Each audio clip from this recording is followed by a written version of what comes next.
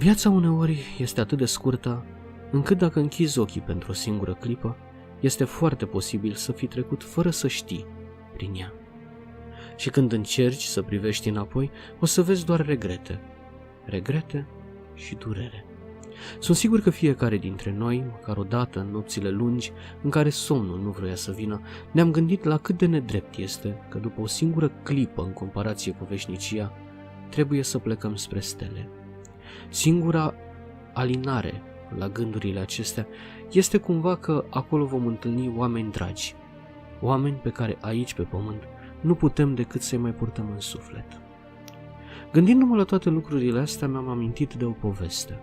Povestea lui Tudor, un tânăr de doar 14 ani ce a venit într-o seară târziu acasă și a găsit o tăcere sinistră care îi dădea fiori.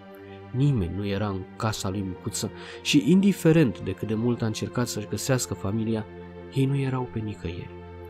Mergând spre poartă, încercând să-i caute și pe la vecini, a zărit ceva ce i-a strecurat și mai tare frica în suflet.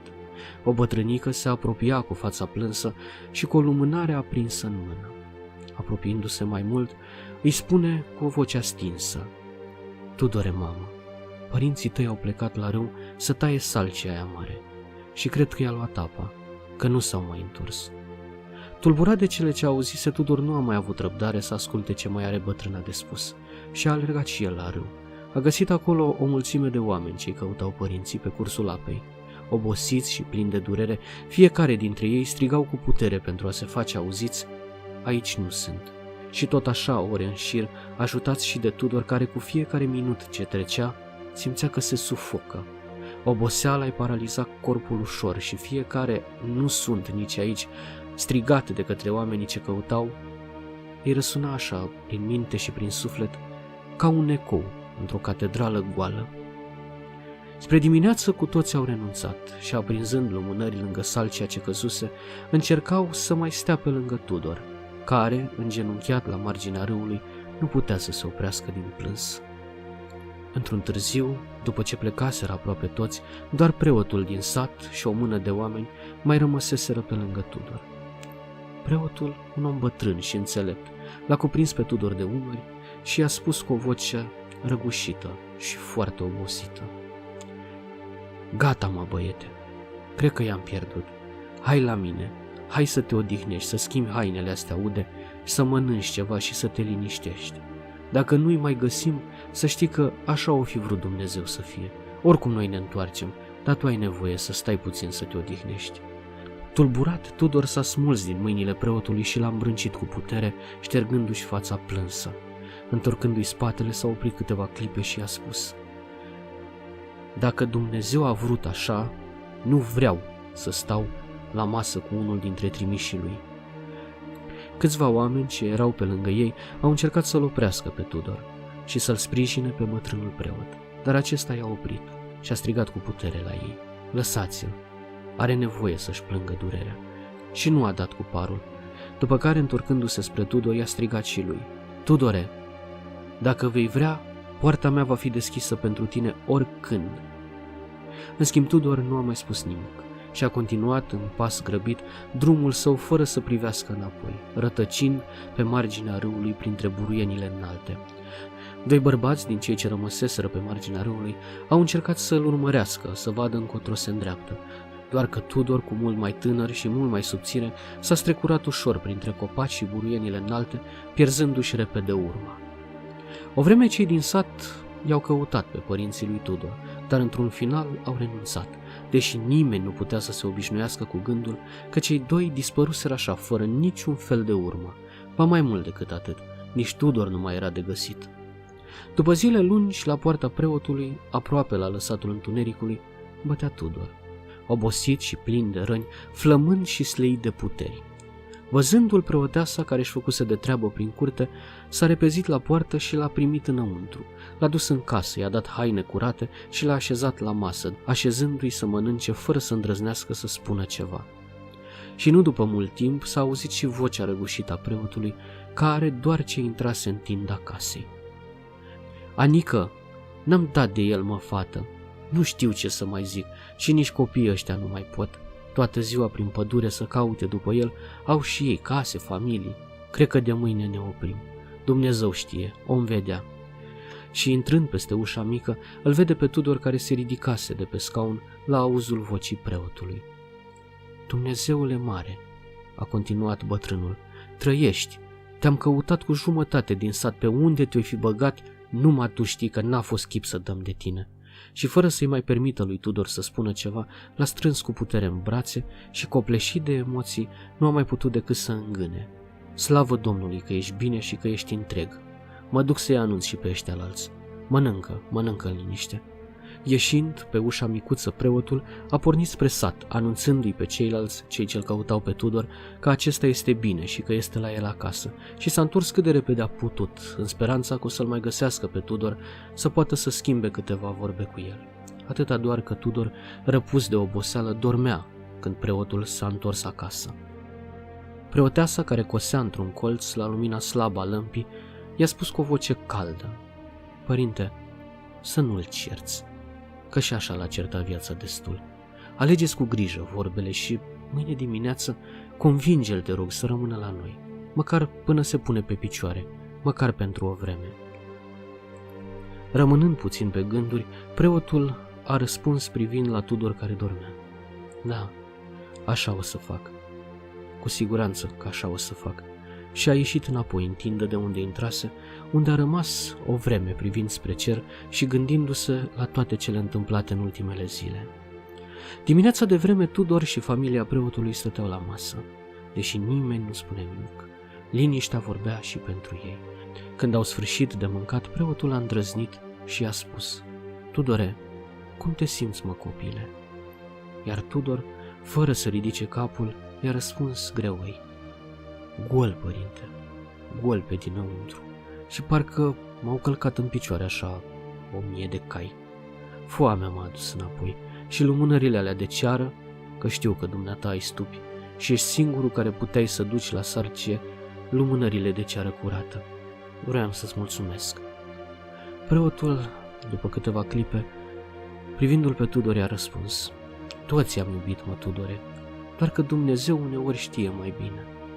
Tudor n-a mai zis nimic, iar preotul a încercat să completeze: Și acum, ce ai de gând să faci?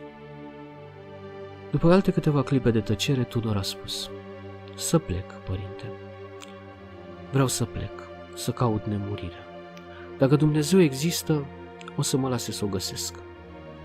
După alte câteva clipe de tăcere, preotul a răspuns și el încurcat: Știu și eu, mă, Tudore, neamul omenesc trece doar pe pământ. Nu putem să trăim veșnic. Trăim pe rând și fiecare în parte. Tudor s-a grăbit să-i răspundă preotului: Părinte, eu am cunoscut deja moartea și nu vreau să o mai întâlnesc vreodată. Văzând cât este de tulburat, preotul nu a mai putut să-i mai spună nimic, decât că dacă el consideră că este bine, poate să meargă și să caute ce-și dorește, chiar și nemurirea. După doar câteva zile, Tudor își lua rămas bun de la preot și de la familia lui, pornind spre nicăieri, cu o desagă, cu pâine și cu fructe uscate în spate, care să-i asigure mâncarea, măcar pentru o vreme. Rătăcind prin sate, întreba mereu dacă nu cumva prin acele locuri trăiesc oameni înțelepți, oameni care să poată să-i răspundă la o întrebare fără de răspuns. Unii îl luau în râs, alții îl trimiteau pe la bătrânii lor, dar toți dădeau același răspuns sec și de neacceptat pentru Tudor: cursul vieții nu poate fi schimbat, și așa călătoria lui s-a arătat a fi lungă de tot. Și a rătăcit așa 1 an sau poate 2, până ce a dat de un cătun micuț undeva într-un vârf de munte, cu oameni așezați și tare răbdători, care l-au primit cu bucurie printre ei, dar care nu știau să-i răspundă la întrebarea lui. Cu toate acestea, când era gata să pornească din nou la drum, o bătrânică îl prinde de mână și îl trage ușor mai departe. Ia ascultă, bă, tinere, te-am auzit că vrei să afli nemurirea. Să știi că eu o știu. Și făcând câțiva pași ca să fie mai departe de urechile curioase, i-a șoptit lui Tudor: Ascultă, în munte, la vreo câteva ore de mers pe jos, este un om. Ăla e nemuritor și știu de la părinții mei că și ei îl cunoșteau și de multe ori mergeau să-i ceară sfatul. Și eu am auzit de el când era mică, ba chiar l-am și văzut cândva, când eram tânără și mergeam cu oile prin părțile alea. Trăiește într-o chilie și nimeni nu știe de când e acolo, atâta doar să știe că-i tare înțelept. Tudor, încurcat și fericit de cele auzite, n-a mai avut răbdare și și-a luat rămas bun pe fugă de la oameni, pornind în grabă și rătăcind zile întregi, până când, într-o bună dimineață, foarte devreme, a zărit un fum ce ieșea dintre niște stânci. Alergând într-acolo, a găsit un bătrân subțire, cu haine curate și barbă albă lungă și foarte aranjată, care locuia într-o căsuță mică împrejmuită de gard, ba chiar avea și niște grădini pline cu legume și foarte bine îngrijite. Apropiindu-se de el, bătrânul, care avea un ulcior în mână, deși părea cumva surprins, i-a spus cu o voce plăcută: "Bună dimineața, tinere, te așteptam. Hai, ia ulciorul ăsta și du-te după apă, cobori câteva sute de metri și dai de o fântână și grăbește-te, că se răcește mâncare." Uimit de cele întâmplate, Tudor a luat ulciorul și a pornit spre locul fântânii și, întorcându-se, bătrânul deja așezase pe masă câte ceva de mâncare.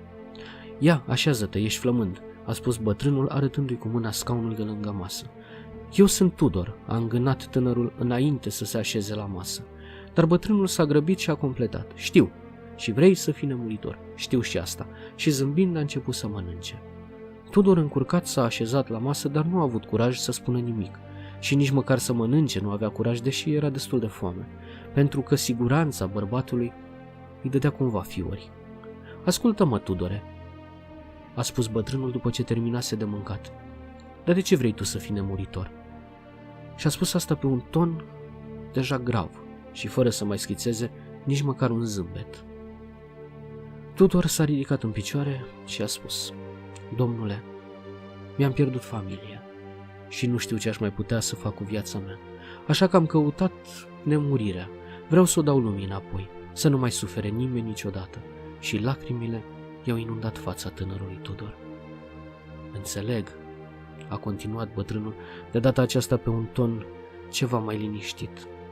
"Dar cum crezi tu că am putea să fim toți nemuritori? Nemurirea există, într-adevăr, doar că este doar pentru unii dintre noi. Și pentru a învăța să fii nemuritor, va trebui să faci tot ceea ce eu îți spun, fără să întrebi, fără să îndrăznești să te îndoiești de ceea ce îți voi cere să faci." Fericit de răspuns, Tudor și-a șters fața și a acceptat, iar bătrânul, ridicându-se, i-a strâns mâna cumva și a pornit către ușă, așezându-se afară pe o băncuță și privind către pădure. Tudor l-a urmat și, așezându-se pe băncuță lângă el, l-a întrebat: "Și ce ar trebui să fac, domnule?" "Bine spui. Ascultă, primul lucru pe care ar trebui să-l faci este să mergi înapoi în sat, să ajuți pe fiecare dintre oamenii de acolo cu cât consideri tu, află-le poveștile și vezi de ce au nevoie, iar după ce termini, întoarce-te la mine și o să vorbim." Fără să mai stea pe gânduri, Tudor l-a salutat pe bătrân și a coborât în sat. A ajuns repede pentru că deja știa drumul, iar spre seară deja era la casa unui gospodar care îl primise cu mare bucurie. Acesta i-a povestit despre oamenii din sat și așa Tudor a aflat că nevoile lor sunt multe și a rămas acolo pentru o perioadă lungă de timp. După ce a terminat tot ceea ce își propusese și ajutase pe aproape toată lumea din sat, Tudor a pornit din nou către căsuța bătrânului și spre seară era deja acolo. Fericit că a ajuns, i-a spus acestuia că a făcut tot ceea ce a cerut, iar bătrânul l-a întrebat: "Plata ai cerut?" "Nu," a răspuns Tudor, "dar nu mi-ați spus că trebuie să cer ceva." După care bătrânul, zâmbind, l-a întrebat: "Și oamenii? Oamenii au fost mulțumiți?" "Da, au fost mulțumiți," a răspuns Tudor. "Au fost chiar foarte fericiți." Bine, a răspuns bătrânul. "Mâine dimineață în zori o să mergi în oraș. Acolo o să găsești un atelier unde se prelucrează pielea. O să-l rogi pe proprietar să te primească și să te învețe. Să înveți atât de bine încât meșteșugarul să se simtă nevoit să te păstreze și să te plătească. Și după ce vei fi strâns o sumă mare de bani, urcă înapoi la mine în munte și o să-ți spun care este următorul pas." Tudor s-a învoit și a rămas până seara târziu privind la stele din curtea mică a căsuței dintre munți.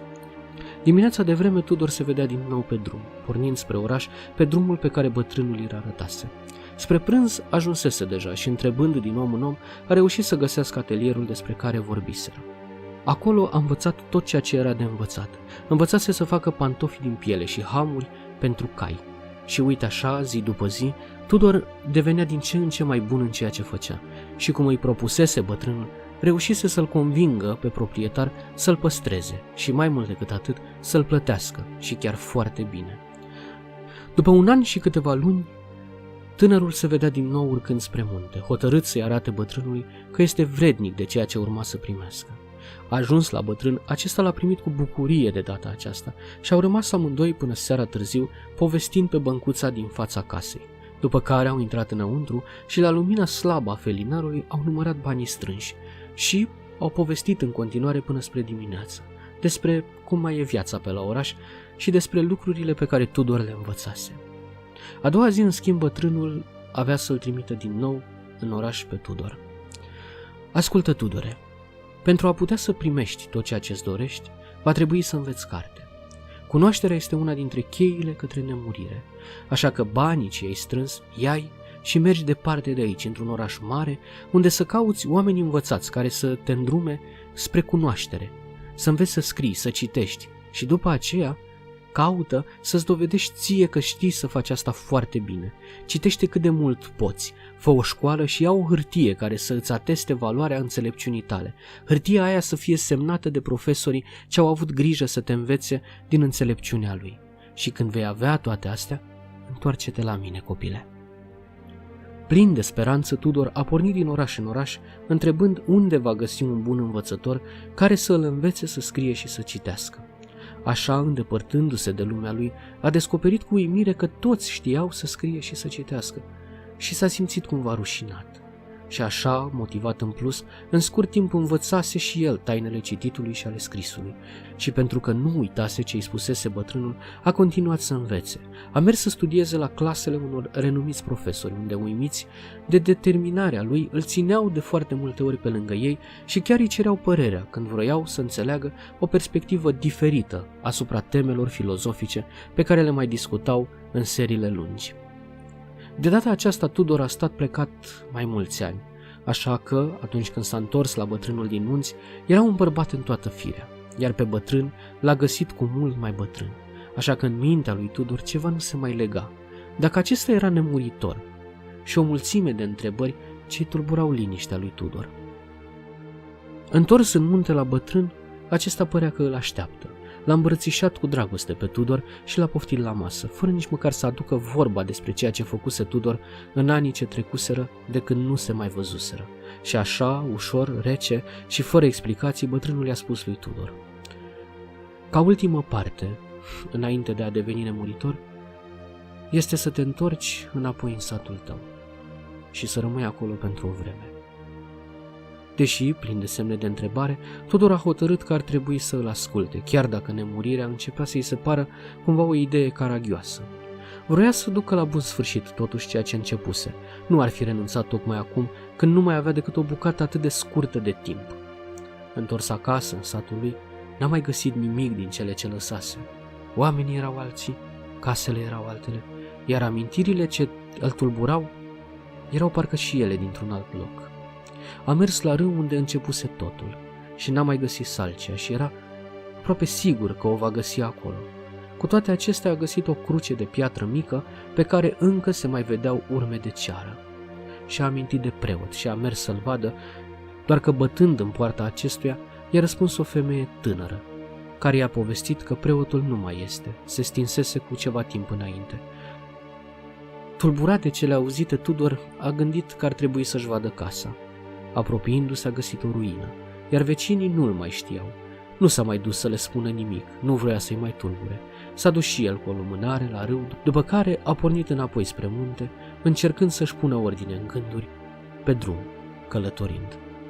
Ajuns într-un târziu, după săptămâni lungi și istovitoare la casa bătrânului din munți, nu a mai găsit pe nimeni acolo. A căutat peste tot și până noaptea târziu l-a strigat pe bătrân prin pădurile din preajmă. S-a gândit că poate a plecat să caute lemne și să facă focul.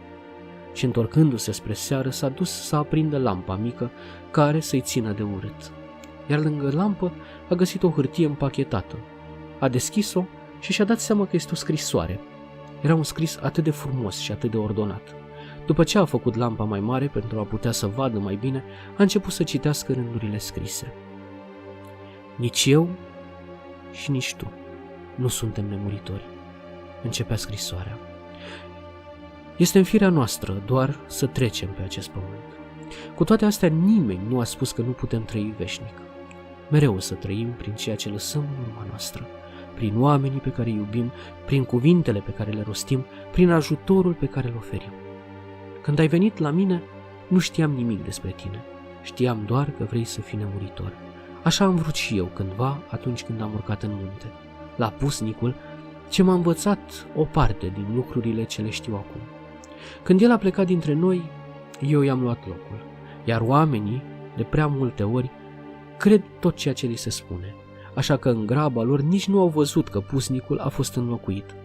Pe mine mă cheamă Stancu, dar toți mă știu de pusnicul Ion după bătrânul ce a trăit cândva aici și căruia eu i-am luat locul. Și de aici aș vrea să înveți ceva.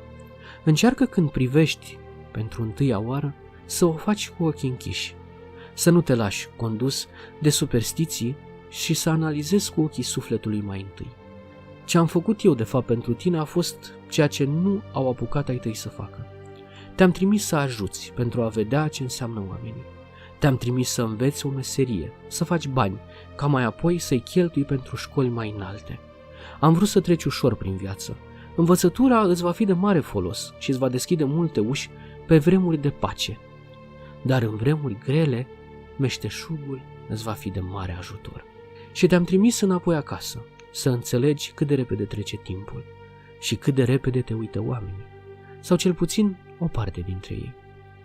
Eu nu te-am pregătit să fii nemuritor, dar te-am pregătit să trăiești. Așa că mergi de acum și căsătorește-te. Fă copii, fii fericit și devine un nemuritor dacă asta vrei. Pune o picătură din sufletul tău în copiii tăi și învață-i să păstreze cu grijă ceea ce le oferi și să dea mai departe copiilor lor. Și tu învață să fii fericit, nu nemuritor. Lăsându-și privirea în jos, Tudor părea că începe să înțeleagă. Iar în josul paginii a văzut că mai este scris ceva, de data aceasta pe grabă și cu un scris total dezordonat. Eu cred că o să părăsesc lumea aceasta. Am scris tot ceea ce am trăit în acest jurnal pe care o să-l găsești în sertarul de la masă. Iar cu tine și citește-l dacă vrei. Ai să afli cum am ajuns nemuritor în ochii celor din sat. Ia și punga cu bani pe care o să o găsești lângă jurnal. O parte din ei sunt de la tine. Eu eram cerșetorul ăla bătrân căruia tu-i dădeai de fiecare dată bani când ieșeai de la atelier de la Marcu, unde munceai. Atâta te rog, când pleci, aprinde casa în care am stat. Când vor vedea cei din sat că arde, o să știe că a murit nemuritorul. Tudor, cu ochii în lacrimi, a luat scrisoarea, a împachetat-o și a pus-o în buzunarul de la piept. După care a luat jurnalul și punguța cu bani. Și a respectat dorința bătrânului. A aprins căsuța unde acesta trăise. Și dacă mai era nevoie, încă o dată, înțelesese că de fapt putem trăi veșnic, doar prin cei pe care îi iubim. Povestea poate să continue și jurnalul, la rândul său, are o poveste a lui. Iar noi, dacă vom vedea suficientă susținere, dacă veți aprecia această poveste, dacă o veți distribui pe rețelele sociale, ne vom asigura că vă vom spune și povestea jurnalului. Eu am fost Andrei și până data viitoare, toate cele bune. Și nu uitați, alegeți să iubiți înainte de a vă dori să trăiți veșnic.